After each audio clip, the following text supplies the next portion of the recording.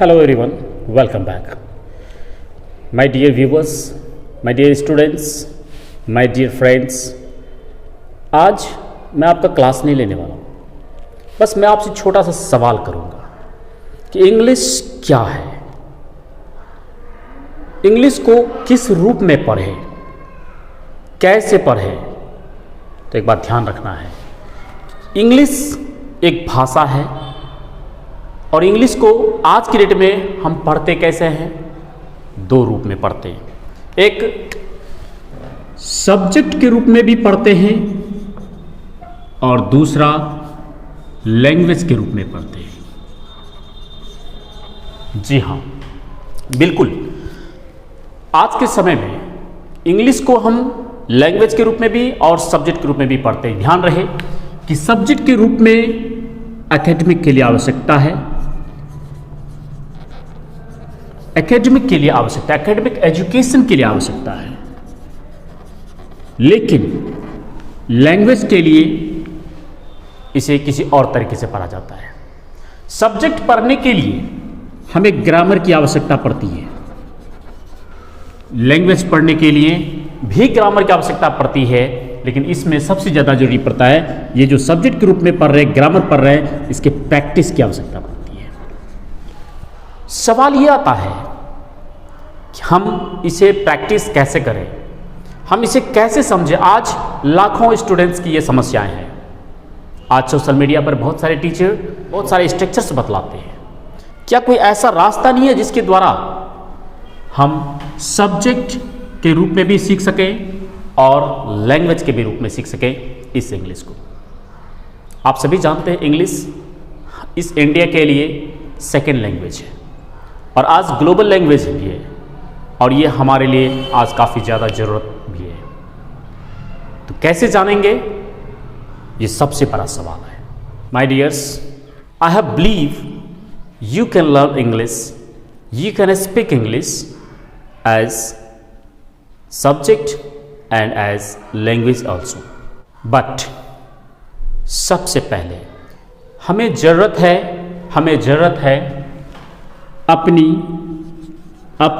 अपनी मातृभाषा, अपनी मदर टंग, अपने रीजनल लैंग्वेज को सही करने का। क्योंकि कई स्टूडेंट्स को मैंने देखा है कि वह अपने सब्जेक्ट को पढ़ते हैं, अपने लैंग्वेज में पढ़ते हैं, हिंदी में पढ़ते हैं, कोई पंजाबी में पढ़ते हैं, कोई उर्दू में पढ़ते हैं, लेकिन अपनी ही भाषा का प्रयोग करके किसी विषय वस्तु पर, किसी एक खास ऑब्जेक्ट पर बात नहीं कर पाते हैं, उसके विषय में एक ऐसे नहीं लिख पाते हैं, उनके पास शब्द ही नहीं हो पाता है।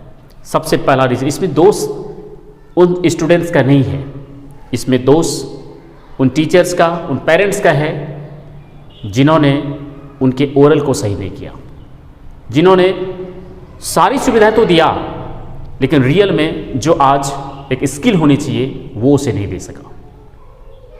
तो हमें सबसे ज़्यादा इम्पोर्टेंट ये मैंने जो समझा, जो मुझे लगा कि मुझे आज इस प्लेटफॉर्म पर आकर के ये चीज़ बताने की ज़रूरत है, क्योंकि हमारे पास भी बहुत सारे स्टूडेंट्स पढ़ने के लिए आते हैं।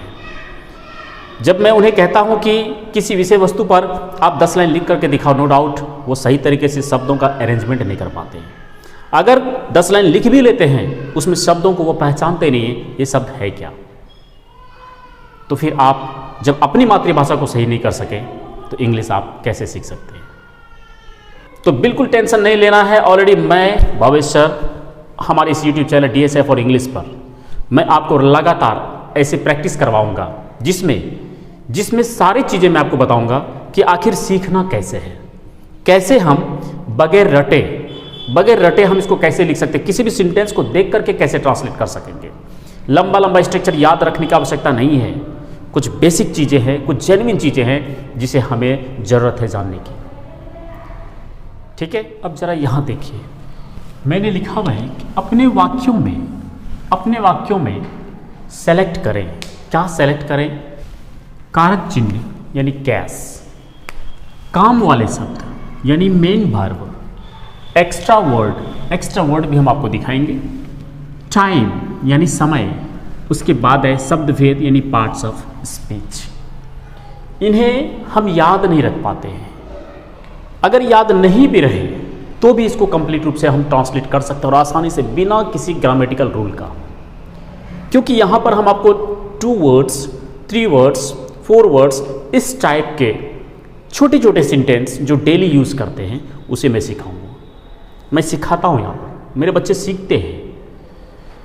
देखिए, पहला सेंटेंस मैंने एग्जाम्पल कुछ दिया है कि मैं अंग्रेजी सीखने के लिए दिन रात मेहनत कर रहा हूँ। मुझे नहीं पता है कि कौन सा टेंस का सेंटेंस ये, क्या इसका बेसिक स्ट्रक्चर है, मैं करूँ तो क्या करूँ, कैसे बनाऊँ। ठीक है, आइए देखते हैं। मैं अंग्रेजी सीखने के लिए दिन रात मेहनत कर रहा हूँ। पहली बात मैंने जैसे कहा कि कारक चिन्ह यानी cash, work, extra word, time और शब्द भेद। याद रहे कि टाइम दिखाने वाले वर्ड हमेशा यहाँ आपको मिलेंगे। ये हमेशा हमें टाइम बतलाता है। कौन सा टाइम है, ये प्रेजेंट टाइम को शो कर रहा है। जरा गौर कीजिए, यहाँ पर था लिखा हुआ है, ये कौन सा टाइम शो कर रहा है, पास्ट बतला रहा है। टाइम क्या बता रहा है भाई, पास्ट बता रहा है। और आगे अब जरा इसमें चले आइए, चाहिए लगा, ये कौन सा टाइम बता रहा है भाई, चाहिए। टाइम कैसे इसको कैसे जाएंगे, तो चाहिए इन प्रेजेंट टाइम में है ना। अगर चाहिए था तो पास्ट टाइम में, चाहिए होगा तो फ्यूचर टाइम में। तो ये ऑलरेडी हमके ये टाइमिंग को हमको सिर्फ समझना पड़ेगा। यहाँ प्रेजेंट टाइम में हम इस तरीके से यूज़ करते हैं, इसके लिए क्या यूज़ करेंगे हम आगे देखिए। यहाँ पर फिर है लगा हुआ है, ठीक है। अब इसके बाद क्या समझना चाहिए, तो देखिए यहाँ लगा हुआ है मैं, ठीक है। फिर अंग्रेजी सीखने के लिए, अंग्रेजी सीखने के लिए देखिए यहाँ पर क्या लिखा हुआ है। फिर दिन रात, ये अलग से एक एक्स्ट्रा वर्ड है, मेहनत कर रहा, मेहनत कर रहा, मेहनत कर रहा, ये आपका काम हो जाएगा मेन वर्ब।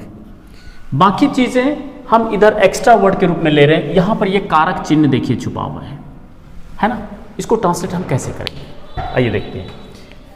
इसमें एक सबसे खास बात बताई थी, जो अंग्रेजी हम लोग सीखने जा रहे हैं उसका रूल होता है कि अगर सिंपल वाक्य है, अगर साधारण वाक्य जो हम जनरली बोल रहे हैं या बोलते हैं, तो उसमें उल्टा करना है, क्योंकि अंग्रेज लोग हमेशा उल्टा ही करते थे सारे काम को। अक्सर ऐसा कहा जाता है कि मैं को पहले यहाँ लगा दीजिए, मैं को यहाँ लगा दीजिए और यहाँ से अंग्रेजी ट्रांसलेट करना शुरू कर दीजिए। देखिए आई, फिर लिखा हुआ हूँ तो लगाएंगे एम। कर रहा का होता है कि डूइंग, क्या होता है डूइंग। ये पार्ट में हम लोग पढ़ेंगे क्या कर रहे थे भाई, मेहनत, doing hard work, hard work. दिन रात, day and night, day and night. के लिए, चूंकि सीखने के लिए, टू लर्न, टू लर्न क्या, इंग्लिश। इस चीज को यहां लिख दिए। सिर्फ इसको उठा करके हमने यहां लगा दिया और पीछे से ट्रांसलेशन शुरू कर दिया, बिना किसी ट्रांसलेशन, बिना किसी ग्रामर का ये ट्रांसलेट हो जाता है। आगे देखिए, वह आपके बारे में, जरा गौर कीजिए, आपके बारे में जानने के लिए प्रत्येक दिन 5 बजे अपने गांव से अपने दोस्तों के साथ यहां आया करता था। ठीक है, कैसे बनाएंगे, तो अभी सिंपल से यह है कि इस वह को क्या करेंगे, यहां लगा देंगे वह, और इसको बनाएंगे वह। ही आया करता था का इंग्लिश में हम बोलते हैं यूज्ड टू, यूज्ड टू। आना, कम, यूज्ड टू कम, यहां, हियर, के साथ, विथ, अपने दोस्तों, हिज फ्रेंड्स, हिज फ्रेंड्स, अपने गांव से, फ्रॉम हिज विलेज, ये सारी चीज़ें बताएंगी। फ्रॉम हिज विलेज 5 बजे, एट 5 o'clock, प्रत्येक दिन, एवरी डे,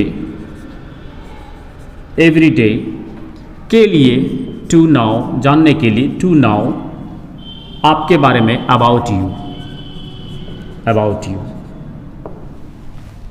जरा सोचिए, इतना बड़ा सेंटेंस और इसको मैंने बनाया बिना किसी ग्रामर स्ट्रक्चर्स का।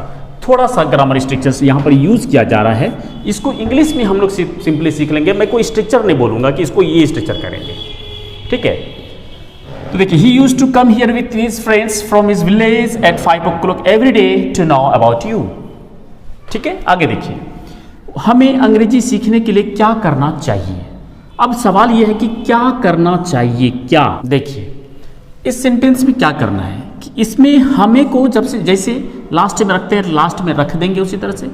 फिर ये जो चाहिए था इस जगह से थोड़ा रिप्लेस करने की जरूरत पड़ती है, इसको इसके बाद लगा देना है, और जो WH वाला वर्ड होता है तो उसको उसके बाद लगा देना है। ठीक है, अब इसको ट्रांसलेट करते हैं और कुछ भी नहीं क्या करना है। क्या कर रहे हैं, क्या, तो लगा देना है व्हाट, चाहिए शुड, व्हाट शुड हमें, वी करना, do, what should we do, के लिए, टू, सीखने, लर्न इंग्लिश। ये इंट्रोगेटिव सेंटेंस है। अगर देखिए तो ये समझ गया है, what should we do to learn English, what should we do to learn. इस कहानी के लेखक ने इस कहानी के बारे में लिखा कि हर कोई अंग्रेजी सीख सकते हैं। कैसे बनाएंगे इसको, तो ये तो सिंपल सेंटेंस है, नो प्रॉब्लम। इसमें सब्जेक्ट कौन है, सब्जेक्ट कौन है, इस कहानी के लेखक ने, इसे हमें हटाना होगा, इसे हमें हटाना होगा। कहाँ लिखना पड़ेगा, यहाँ पर, या नहीं तो सब्जेक्ट को हम यहीं पर भी लिख सकते हैं। The writer of this story, पीछे से शुरू कर दे, हैं लगावे, सकते हैं, सकना का होता है कैन। देखिए इस सेंटेंस में, देखिए इस कहानी के लेखक ने इस कहानी के बारे में लिखा कि, ये लिखा कि यहां से एक सेंटेंस हमारा होता है, और हर कोई अंग्रेजी सीख सकता है, ये मेरा दूसरा सेंटेंस है। दो सेंटेंस में जुड़ा हुआ है की के माध्यम से। किसके माध्यम से जुड़ा हुआ है, ये जुड़ा हुआ है, इससे ये जुड़ा हुआ है। तो कैसे इसको बनाएंगे, इस कहानी के लेखक ने इस कहानी के बारे में लिखा, the writer of this story, लिखा, लिखा के लिए हम लोग डायरेक्ट यूज करते रोट। इस कहानी के बारे में, about this story, about this story, the writer of this story wrote about this story.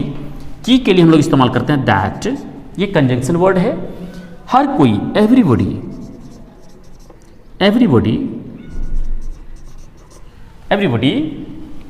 फिर वही चीज सब्जेक्ट के रूप में रखिए और इसको पीछे शुरू करते, can learn English. The writer of this story wrote about this story that everybody can learn English. तो इस प्रकार के सेंटेंस है जो काफी बड़ा बड़ा सेंटेंस हो, जिस पर हम ये कंफ्यूज कर जाते हैं कि हम किस टाइप का स्ट्रक्चर्स को यूज करें, उसको आसानी से हम सॉल्व कर सकते हैं, आसानी से उसे बना सकते हैं। इससे दो फायदे होंगे। एक, अगर आप स्टूडेंट्स हैं, एग्जाम की तैयारी करते हैं, तो एग्जाम में अगर एसे वगैरह लिखने आता है, क्वेश्चन आंसर लिखने के लिए आता है, किसी बुक को पढ़ने के बाद आपको क्वेश्चन आंसर रटना पड़ता है, तो नो डाउट इस तरीके से आपको रटने की जरूरत नहीं पड़ेगी, बस जरूरत पड़ेगी उस कहानी को समझने की। और पढ़ेंगे कैसे समझेंगे, वो भी सारी चीज़ें आपको इसी चैनल पर मैं बताऊँगा, बहुत ही आसान तरीके से।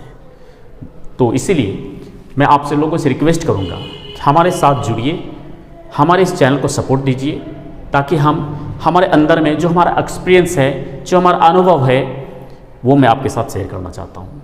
हमें ज़रूरत है बस आपके सपोर्ट की। इसमें देखेंगे आखिर कैसे इसको जाना जाए, बहुत सारी चीज़ें समझाएंगे।